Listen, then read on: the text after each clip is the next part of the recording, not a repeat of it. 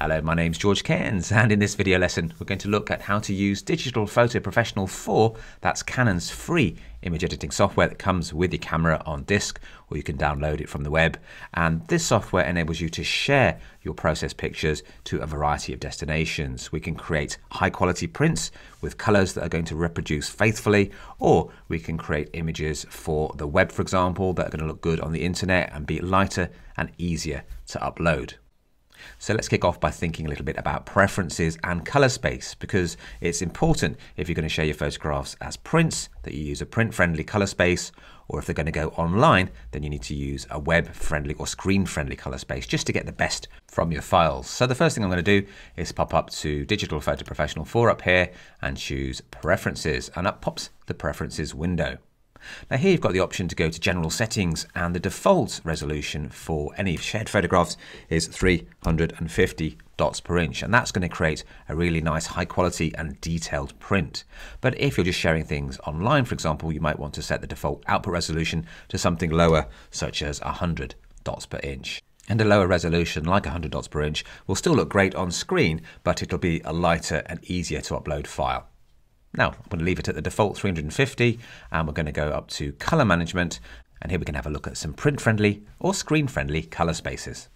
A color space is just a way of describing colors in the photograph, and by default your Canon is usually set to sRGB, which is standard reds, greens and blues. You mix these three channels together, reds, greens and blues, to create millions of colors on screen.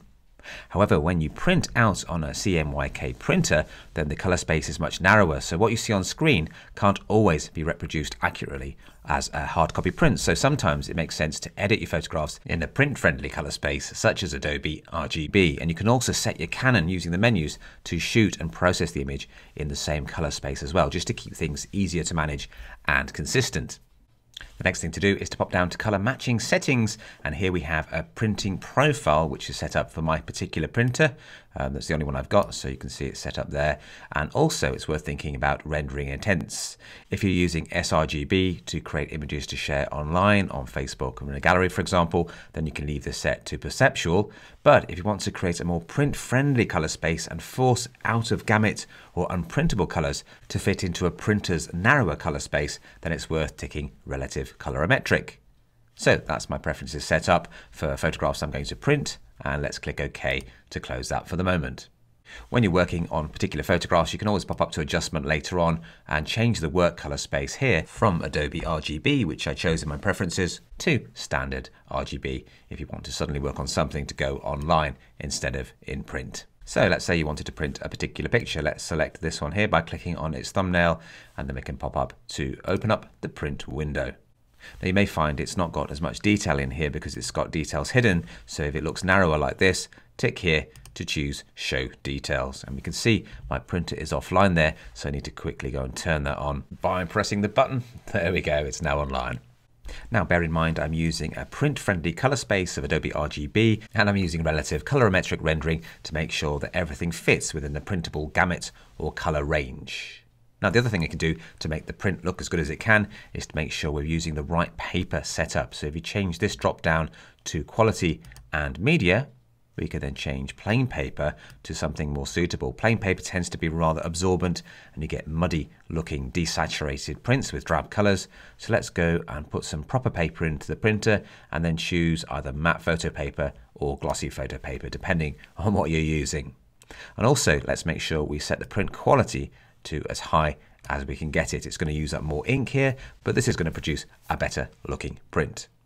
And let's make sure we've got the correct orientation. This is a portrait oriented picture, so I'm going to stick to this option here, but you might have a landscape you want to print, so you need to tick this option here, but I'm going to go back to portrait. I can then send the photograph to the printer by clicking here. And there it goes.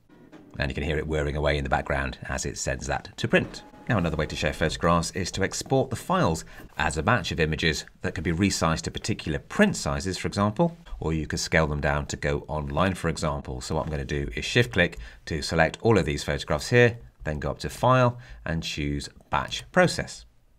And here's my selected image files, and destination folder is where the converted files are going to end up. You can save them in the same folder as the original files, or you can choose use this folder and then browse to a source folder. I've got one on the desktop here. It's called Web Gallery Sources. I'm going to scale these down to make web-friendly files. So let's just click open here, and you can then save them as web-compatible files such as JPEGs, or if you're going to print, you could choose the TIFF format like this, but let's stick to JPEGs. Let's keep quality to a maximum so we don't get any nasty JPEG compression artifacts. And because they're going online, I can drop it from the default 350 dots per inch to something lower. And I'll create a lighter file by using 100 dpi. Now, if I was going to print these, what you could do is click resize, set this to inches, and then type in something like 5x7 or a specific size that you want to fit into a picture frame, for example. But in this case, I'm going to leave them as they are because they're going to go online instead of in print. And we can give them a more sensible name. If you can go to the new file name, you can call this web. And you can see there, it's going to be called web001. Let's take that down a little bit. There's too many noughts there. So we're going to go to a shorter sequence like so. So web 1, web 2, and so on. So when I'm happy, I can click execute, and it's going to batch process these files that I've selected. It's going to change them to a lower output resolution. And if I wanted to resize them, it would do that at the same time. So let's click execute, and you can see this progress window appears here. It's renaming them and popping them in the Web Gallery Sources folder on my desktop. There we go. We can click exit. And if I open up Web Gallery Sources, you can see we've got some resized JPEGs there. They've got a lower resolution of 100, which is great for screen. If I wanted to create print-friendly versions, I would have left it at 350 dpi for much more detail in each print. So there's lots of different ways to export your photographs from Digital Photo Professional 4 and make them look good in print or online.